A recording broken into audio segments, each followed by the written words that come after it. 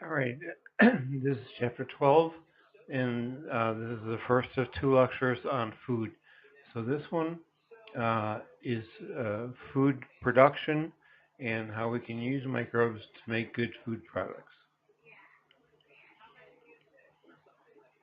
So by the end of this chapter, we should be able to describe the process of wine fermentation,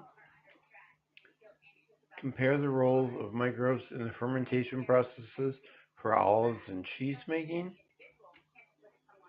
explain the role of yeast in bread baking,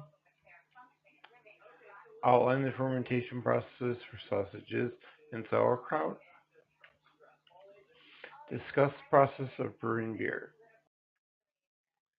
Okay, so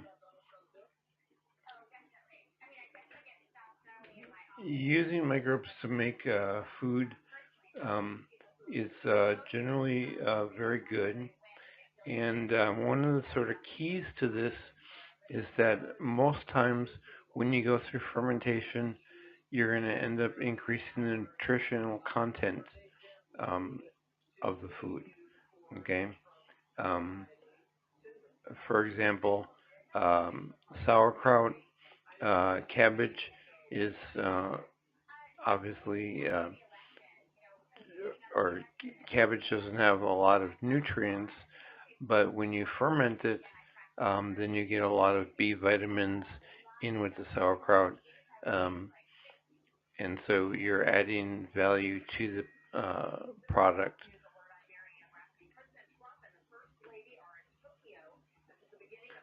And like I was saying, there are a lot of products that are the role of fermentation.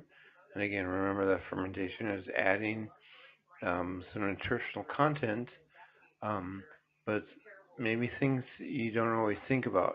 So I think everyone thinks about beer or spirits um, being fermentation products, but wine, cottage cheese, vinegar, yogurt, sauerkraut are all foods that are made by fermentation.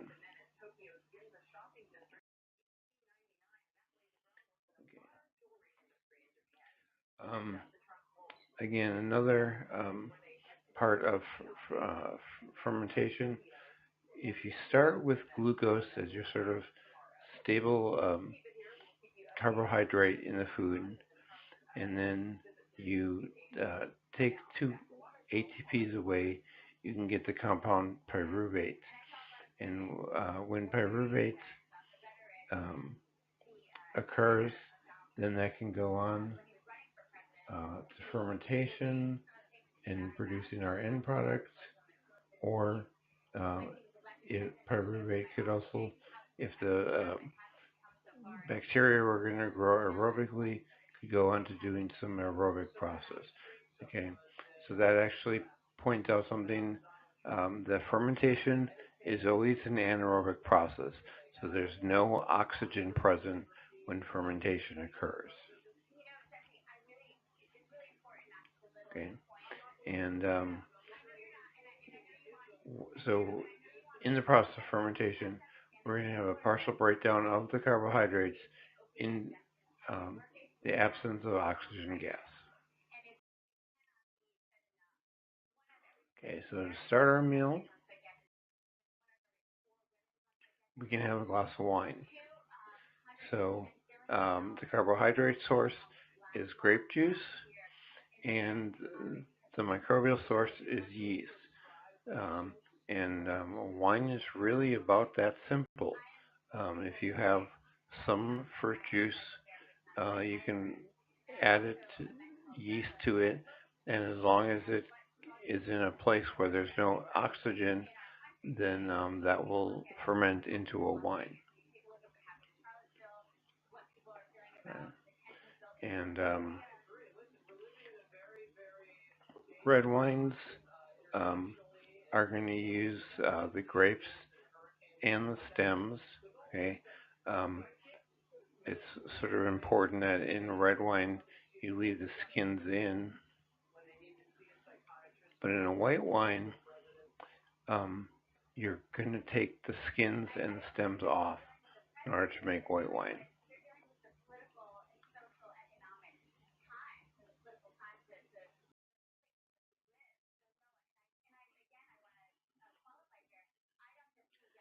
Okay. Um, as the uh, grapes are growing, they're going to have wild yeast on them, and these wild yeast aren't very good at doing the fermentation. You really need a special strain, usually a Saccharomyces strain, that is going to be producing the wine. Um, Wines and beers and spirits in general, um, the strains of yeast that make that beer or wine are going to be patented, and people are very protective of their yeast strains. And I actually remember going to a brewery in Houston, Texas, when I lived there, and actually took a piece of tape with me so I could try to collect some of the yeast. Uh, didn't Wasn't very successful at it, but still I tried because I knew that there were probably those yeasts all over the place in that brewery.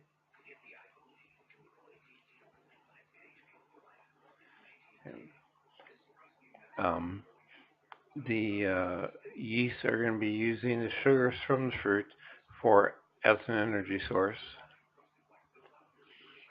Um, if you were to use peaches instead of grapes, you could make a peach flavored liqueur. Uh, if you use barley to make the alcohol, then you're going to be producing a beer.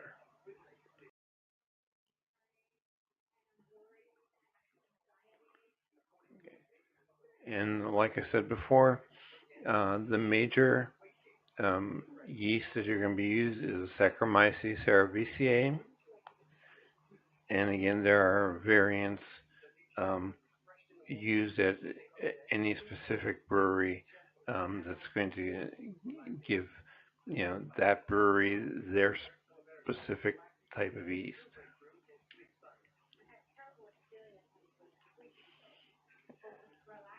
Um, One of the reasons that a lot of wines have sulfites in them is that is going to be killing the wild yeast that are coming in on the fruits.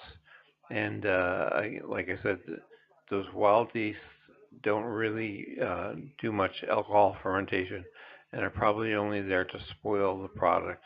So you add the sulfides to cut down on the wild yeast.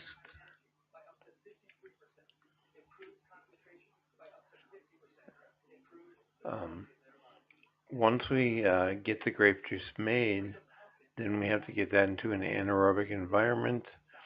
A lot of times, just filling the cask full enough will keep the amount of oxygen from being in the flask.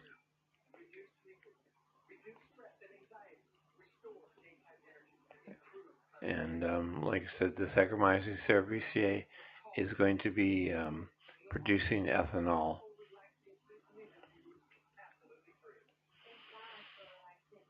When the percentage of alcohol comes between 14 and 18%, then it becomes toxic to the yeast. So it's sort of a self-limiting process. That is, that the yeast will make the alcohol, but it'll also start to die after it makes too much alcohol. And it's one of the ways that uh, brewing processes, fermentation processes, sort of remain at a 14 to 18% alcohol level because it'll just kill those yeasts that are making the alcohol.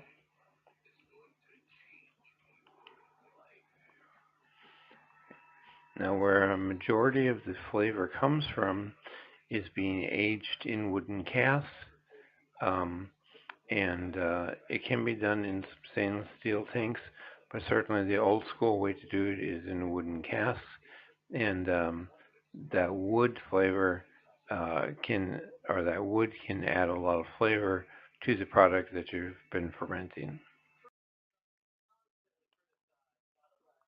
Our first course.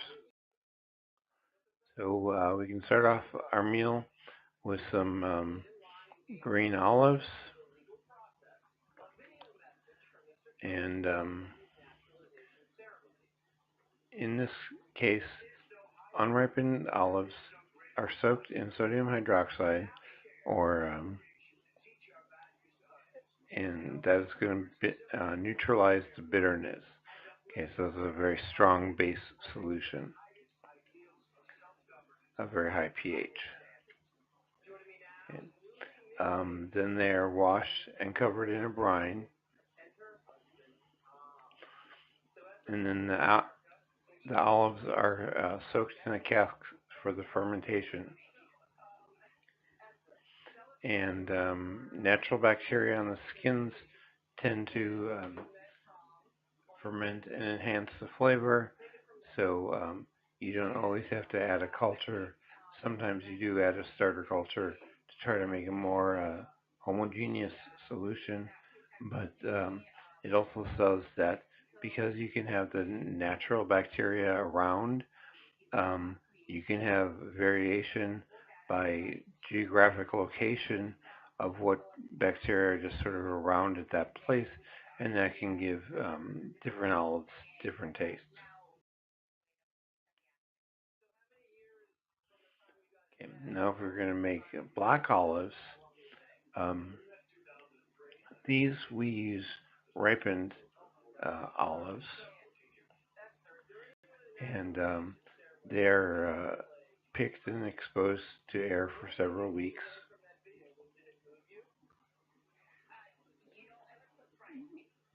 And this process creates black olives. Okay. Now, to make a cheese, um, you have to convert the milk protein casein um, with microbial action. Uh, that's the curdling process. Uh, Once the curds are taken away, so you have curds and whey. The solid part is the curd. Um, those curds are then removed and put in some way into storage, okay, and then allowed to uh, ripen into a native cheese.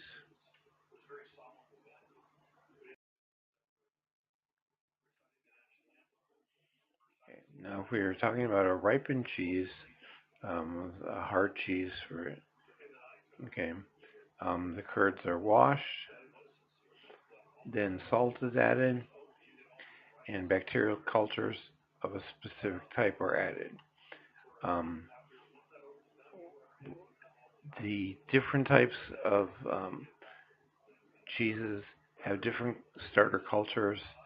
Um, we can think about things that are sort of obvious, and while not a bacterial culture, but if you have blue cheese, you're going to have some fungal strains that make the blue lines within the blue cheese. Okay. Um, so here are some examples of some bacterial species that can be added. If you want to make some Swiss cheese, you need to add lactobacillus and Propionibacter. Um, and one of the kind of neat things about Swiss cheese is you always have holes in Swiss cheese, and those are from the bacteria that are added. They're making oxygen, um, and so then we have those holes within the cheese that are filled with gas. Okay. Like I said, in blue cheese we can have fungal cultures. Okay. And so we have a mold like Penicillium or Canterburii, Penicillium canterburii, and I would make the very special cheese of Camembert cheese. Okay. Penicillium roquefortii is for making Roquefort cheese. Salad course. So every salad has to have dressing, and vinegar is always a major player in making some sort of dressing. Uh, so vinegar is just very diluted acetic acid. So in any of the labs that we have on campus, you could go around and get a big bottle of acetic acid, but you'd have to dilute that, um, gosh, uh, at least 90-fold to be able to be to the level of the acetic acid that you'd find in pure vinegar.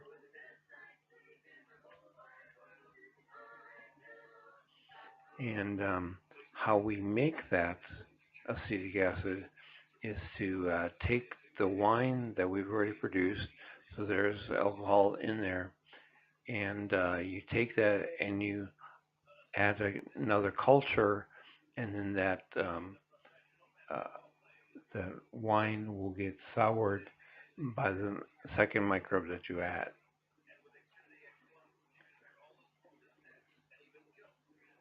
Um, if you were making white vinegar, you would use potato starches and ferment those into a potato wine, and then, of course, sour that potato wine to get your white vinegar.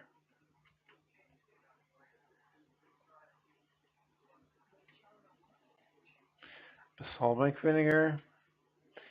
Uh, Here we store the vinegar in balsam for barrels while they're doing their fermentation. And again, you're getting major flavor aspects from um, the balsamic barrels. And white vinegar uh, is going to be determined by the compounds in the original wine. And so you can have a number of different kinds of wines. Um, Different red wines will, and each one will get basically a different flavor based on the quality of the original wine.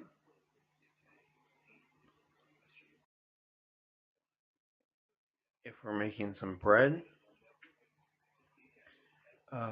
bread is basically just flour and water and a little salt. Uh, and the most important thing is that a bread is always going to have Saccharomyces cerevisiae yeast in it to do the fermentation or making the bread rise. Okay. The yeasts are mainly making carbon dioxide or CO2, um, and that again is the little holes you see in the bread are all due to CO2 being trapped within the bread. Okay. So you can, the yeast are going to make the dough rise, and if you're making some sourdough breads, you can have other kinds of microbes added to it. Um, in this country, San Francisco is very famous for their uh, sourdough bread, and you can actually buy the sourdough starter kit um, from a lot of the bakeries in San Francisco, so that you can try to bake uh, San Francisco sourdough bread anywhere in the country, although it doesn't work quite as well as we would think. Okay. And those other bacteria that are added are generally lactobacillus species.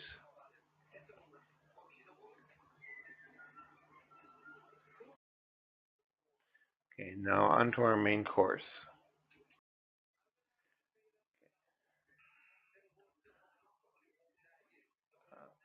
uh, beef, specifically teriyaki steaks.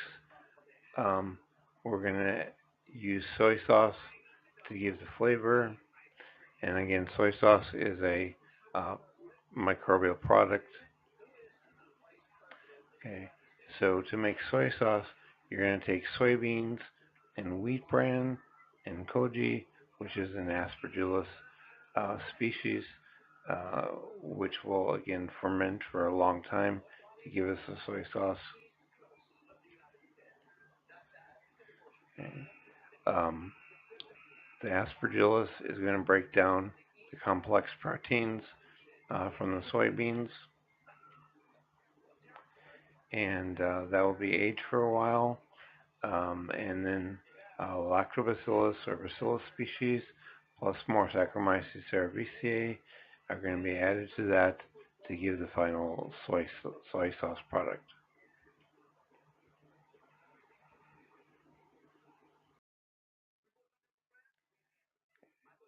Now, there are a number of sausages that use microbial action: pepperoni, Thuringer, Polska, um, where we take the ground meat and cure it with some seasoning agents. Um, as the microbes apply, they're going to produce acids, and that will give each sausage its unique flavor and taste. And there's actually, it's sort of implied, but um, the different kinds of sausages, the kinds of spices you put in them, if not all spices are antimicrobial. So you're going to allow certain species of bacteria to grow, certain species of bacteria not to grow by adding all those different kinds of spices uh, in during that aging process of the sausage.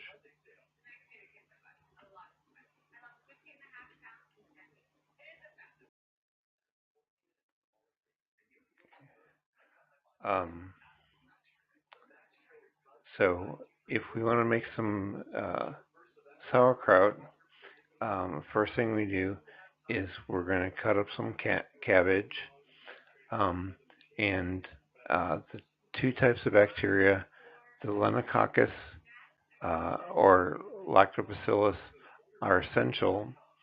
And one of the things when I've made uh, sauerkraut in my lab, um, you don't need to add cultures of those bacteria.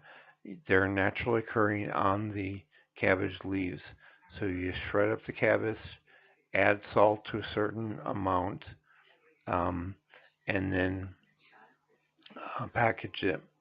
Now it's very important that you add salt to a point where you're going to be able to release the juices and the flavor of the cell wall of the cabbage, which is going to add a lot of flavor. Um, Obviously, the fermentation process is also going to add more flavor, and then the bacterial species are going to ferment and add more tangy flavor to the sauerkraut.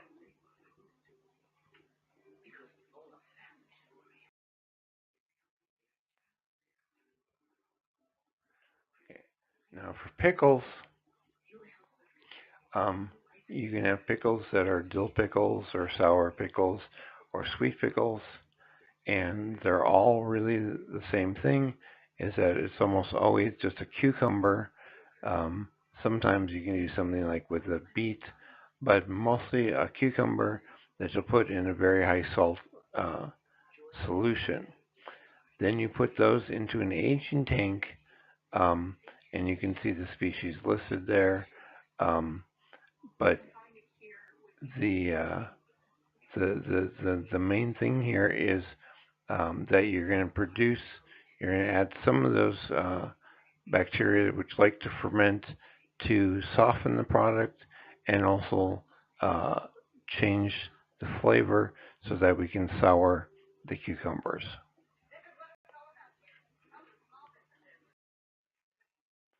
Okay, so now one of the fun parts is washing this down with a refreshing beer.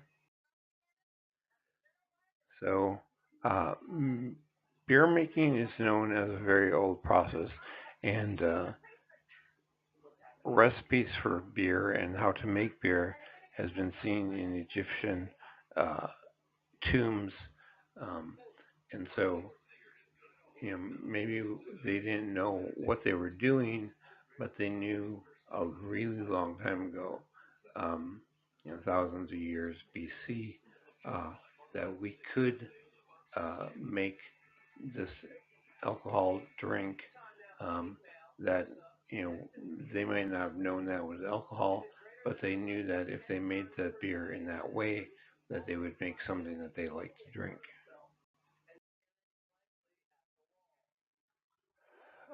Nowadays, it's a very uh, regulated brewing process. Uh, so, um, in beer production, we can use different kinds of yeast. For example, there's Saccharomyces cerevisiae and uh, Saccharomyces carlsbergians, um, and those two are two different kinds of yeast that are going to ferment at either high temperature or low temperature.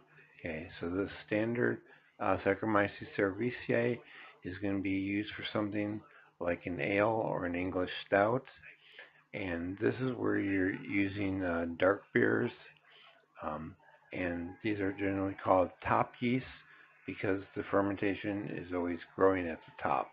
So these are done at warmer temperatures, about 20 degrees centigrade, which is room temperature. Okay. Whereas the Saccharomyces cerevisiae or Carlsbergius is a very slow fermentation, and these are going to be the things that produce light clear beers like a pilsner or a lager.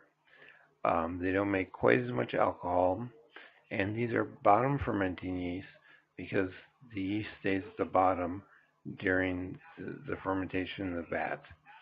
And these need to be done at colder temperatures. Okay, that's one of the reasons my hometown became famous, Milwaukee, for beer production because it's cold there a lot, and it wasn't hard for them to find caves or something that you could get to 15 degrees fairly reproducibly to be able to brew the beer in the cold.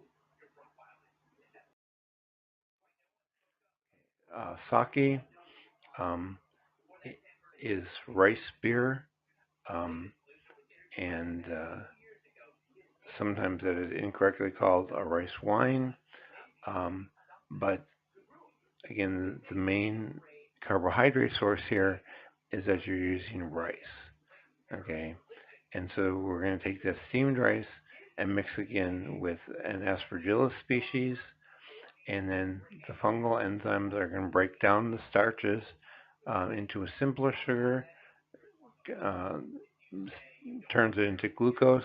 And if you remember that slide I showed you where the glucose went into the fermentation process, and then yeast ferment all that glucose so we can get a beer which is about 13% alcohol. The dessert course. So, coca, the beans are separated from the pulp and then covered with a pod, and we can have controlled cultures of bacteria and yeast added, and then the pulp is fermented and softened, and the chocolate is going to be a product of uh, the fermented pulp, and then we can purify that, and we'll have very unique color, flavor, and aroma, to make that excellent thing of chocolate. Uh, for coffee, basically the same kind of process where we're going to take the coffee beans and uh, allow microbial action to soften the skins of the yeast. Of the coffee. Um, Chocolate covered cherries. So the cherries are going to be uh, softened by an enzyme called invertase. And invertase is an enzyme which converts sugars. Okay, it literally inverts sugar. Um, and uh, that will give you these enzymes softened cherries. And then those fermented sugars in sweet cherries and will produce a tasty liqueur that can be sold as a secondary product.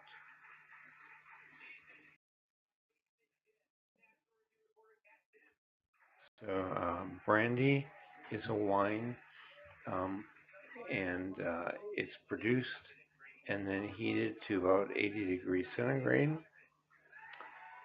And what that's going to do is that the alcohol is going to be driven off by the heat and collected.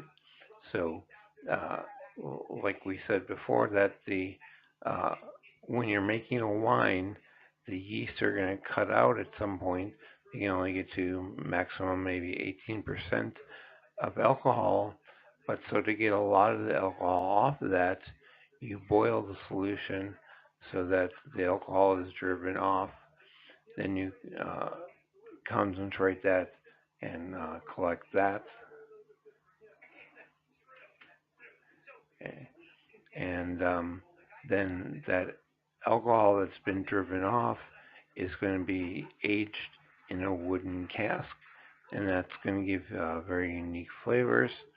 Um, I remember going on a tour of Jack Daniel's distillery where you would sort of be surprised sort of how boring the mash makes the alcohol, the original alcohol. But once you age it in the oak barrels that Jack Daniel's does, then it gets that very unique flavor of being Jack Daniel's. Okay, so what should we take home from this lesson? So hopefully you know how wine is produced, the fermentation processes for olives and cheese making, how vinegar is produced and bread is leavened, the process of soy sauce production and sauerkraut production, how beer is produced, and finally the role of microbes in chocolate and coffee production. And so here's just another good thought experiment. Design another meal consistent mostly of microbial food products. Now, there are a couple of ways to do this, and certainly a couple of ways to think about this. But maybe at the next meal you have, look at all the foods on your table, and just identify which things are microbially devised. Okay, you need microbes to make them, and then if you see some area where you might want to add another food group, you can use that to design a meal that only has microbial foods. Again, that could be a good thought exercise. Alrighty, have a good day.